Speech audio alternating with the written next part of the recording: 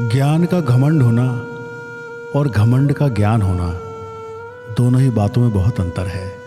घमंडी ज्ञानी से अज्ञानी विनम्र ही अच्छा, ये कहानी बहुत अच्छा संकेत देती है। बहुत पहले की बात है, किसी गांव में चंद्रभूषण नाम का एक विद्वान पंडित रहता था। उसकी वाणी में गजब का आकर्षण था। वो भागवत कथा सुनाने में निपुण था। उसकी वाणी से लोग मुग्ध हो जाते थे, इसीलिए उसके यहाँ पर रोज कथा सुनने वालों की भीड़ लगी रहती थी। दूर दूर से लोग चंद्रभूषण से भागवत कथा सुनने आते थे। उसी गांव में एक दूसरे पंडित जी भी थे।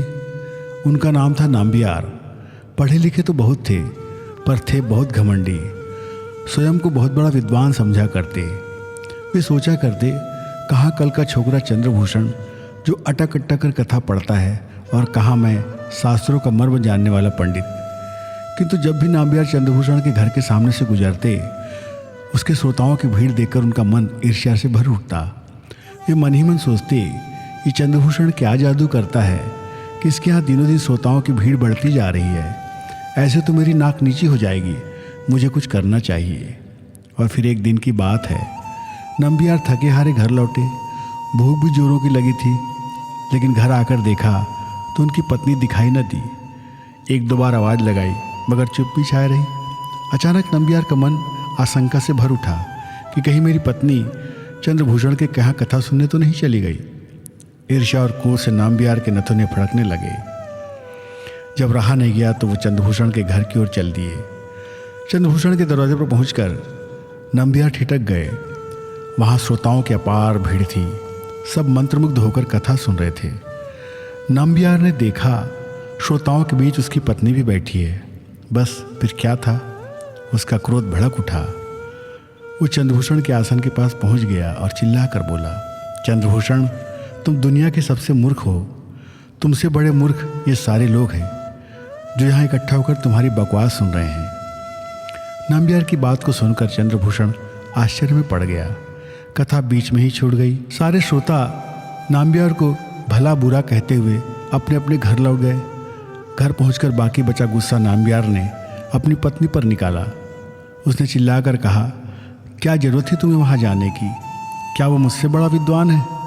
मेरे पास शास्त्रों का भंडार है, मगर तुम्हें कौन बताए? लगता है तुम्हारी खोपड़ी में बुद्धि नहीं है। उसकी पत्नी ने कहा कि आखिर आपको अपने ज्ञान का इतना घमंड क्यों है? अगर इतने ही बड़े हो तो चंद्रभूषण की तरह इतने लोगों को इकट्ठा करके दिखाओ, मैं तुम्हारे ज्ञान को मान लूँगी। मैं तुम्हारी जली कटी रोज़ सुनती हूँ, अब तुम दूसरों को भी अपमानित करने लगे। तुम्हें कोई और काम नहीं है सिवाय ईर्ष्या के? इतना कहकर वो तिलमिलाती हुई भीतर चली गई। उस रात दोनों में से किसी ने भोजन नहीं किया। पत्नी तो थोड़ी देर में सो गई, पर नाम्बियार की आंखों में नींद नहीं थी। शाम की सारी घटना जैसे उसकी आंखों में तैर रही थी। रह रहकर उसी घटना के बारे में सोचते कि आखिर मैंने चंद्रभूषण का अपमान क्यों किया। वो जितना सोचते उनकी बेचैनी उतनी ही बढ़ती जाती। बाहर काफ़ी सर्दी थी, मगर गला सूखने के कारण वो बार बार पानी पी रहे थे। यही बात सोचते सोचते उनका सारा गुस्सा पश्चाताप में बदल गया। उन्होंने मन ही मन कहा, ओह, ये मैंने क्या किया? मेरे मन में भगवान की भक्ति के नाम पर इतना द्वेष और चंद्रभूषण के स्वभाव में इतनी विनम्रता।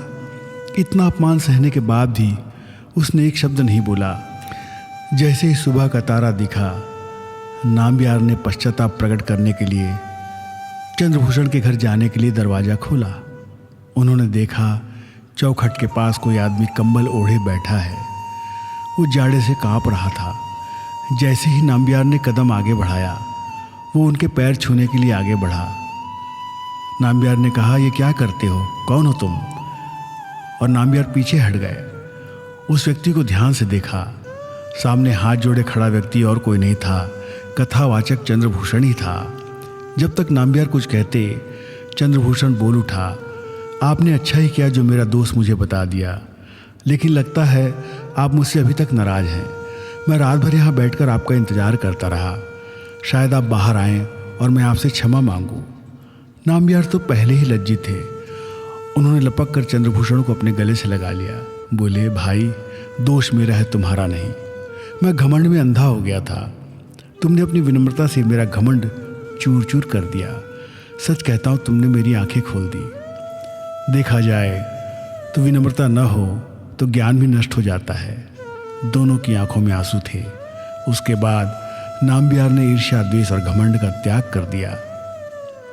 ज्ञान की सच्ची परिभाषा विनम्रता में ही है, प्रेम में है।